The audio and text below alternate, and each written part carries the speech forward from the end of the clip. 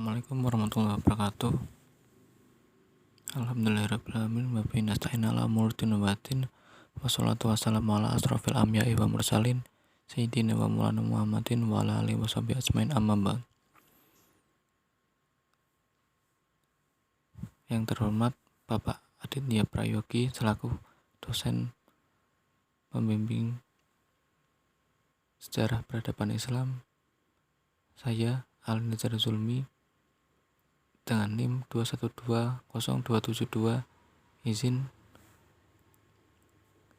menjelaskan mind mapping yang telah saya buat. Pertama-tama ada dinasti Safawiyah. Dinasti Safawiyah adalah salah satu dinasti terpenting dalam sejarah Iran. Dinasti ini merupakan salah satu negeri Persia terbesar semenjak penaklukan Muslim di Persia. Negeri ini juga menjadi Islam Syiah sebagai agama resmi, sehingga menjadi salah satu titik penting dalam sejarah Muslim.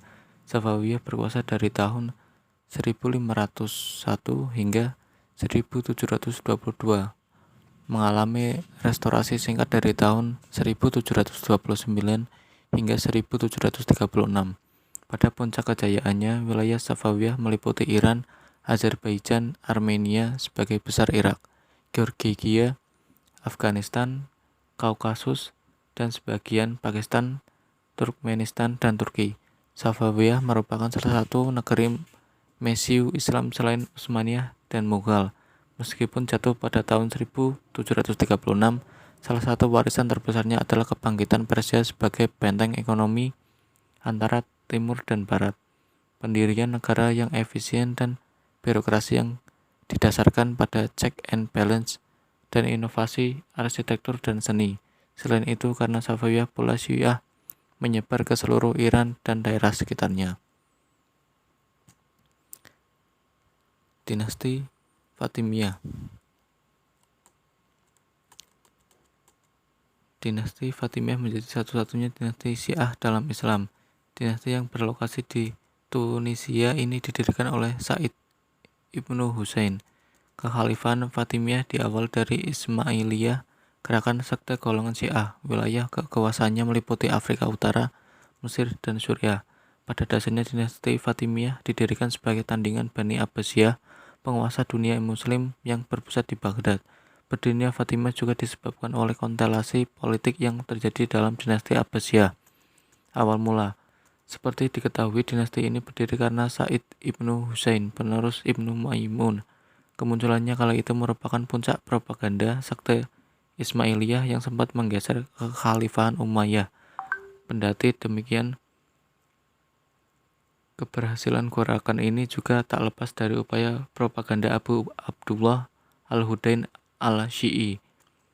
Kesuksesan yang didapat oleh Al-Syi'i telah mendorong As-Said untuk meninggalkan markas besar Ismailiyah di Salamiyah dan pergi ke Laut Afrika. Ketika masuk penjara karena dinasti Al-Aghlabiyah, Said ditolong oleh Al-Syi'i. Kemudian mereka menghancurkan dinasti Aghlabiyah pada 909. Setelah itu Said menyatakan dirinya sebagai penguasa dengan julukan Imam Ubaidullah Al-Mahdi. Dia juga mengklaim dirinya sebagai keturunan Fatimah lewat Al-Husain dan Ismail. Selanjutnya ia mengubah sistem pajak dan memperkuat angkatan laut.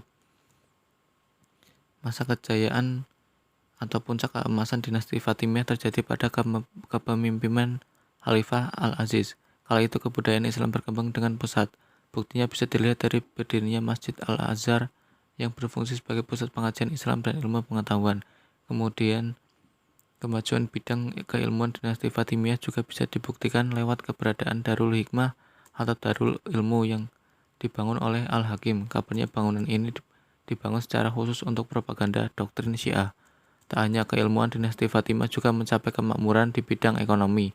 Dinasti tersebut berhasil mengungguli Irak dan daerah lainnya. Selain itu, hubungan perdagangan dengan negara non-Islam juga terjalin dengan sangat baik.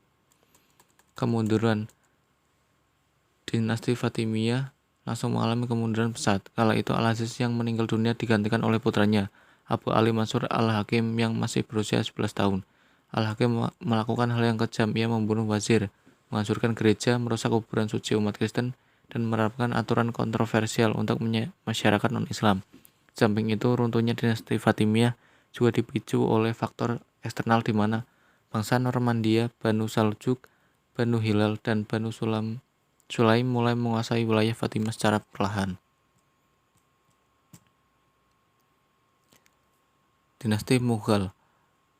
Proses berdiri dinasti Mughal yaitu dengan pendirinya Zahiruddin Muhammad Babur dan terletak di India 30 April 1526. Pencapaian terbesar menduduki wilayah India Utara. Masa pemerintahan dinasti Mughal pada tahun 1526 sampai 1857 dengan 19 kaisar. Tokoh-tokohnya Babur, Humayun, Akbar, Jahangir, Shah Jahan. Kemajuan dinasti Mughal adalah di bidang politik dan administrasi pemerintah. Kontribusi Mughal di bidang ekonomi, ilmu pengetahuan, dan kemunduran dinasti Mughal antara lain konflik agama, petinggi mengalami penurunan, dan terjadi stagnasi dalam pembinaan militer. Sekian, terima kasih. Apabila ada tutur kata yang kurang berkenan, saya mohon maaf. Akhirul kalam, wassalamualaikum warahmatullahi wabarakatuh.